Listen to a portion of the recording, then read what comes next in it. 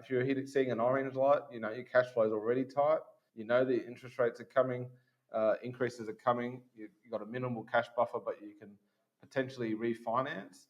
That's what you should be looking at. So if you think you're in an orange, refinance simply looks at the ability to go to a lender, your current or an alternate, and potentially renegotiate or extend out the period you're going to repay your loan.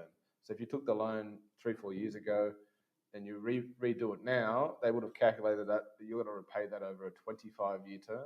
I think what you can do is then potentially go to them again, reset that, and potentially push it out to 30 years. So it just takes your repayments that you're making on a weekly, fortnightly, or monthly basis a little bit lower. And obviously, if you're coming off a fixed rate, you should be having that discussion perhaps 2 to 3 months in advance of that.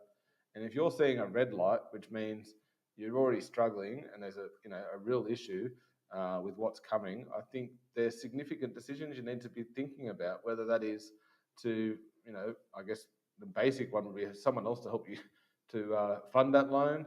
The ability to contact your bank and have a discussion now and tell them, things have changed. I've had a baby or whatever. At least start talking to your bank, because I don't think they're going to be in a rush to kick you out of your home and sell it. But ultimately, if you do nothing, that's what they can do. They will, evict your house, put it on the market, and sell it. So more things you do now, it's going to be in your best interest. And that's only if you're thinking, your cash flow's tight, you have no ability to refinance because your income hasn't changed, which is what's driving all this panic, to be honest. We're going to have a lot of supply hit the market. Our incomes haven't changed, but interest rates and inflation have gone up. And then, be honest with yourself and maybe have a conversation with your partner and say, well, is it best for us to downsize?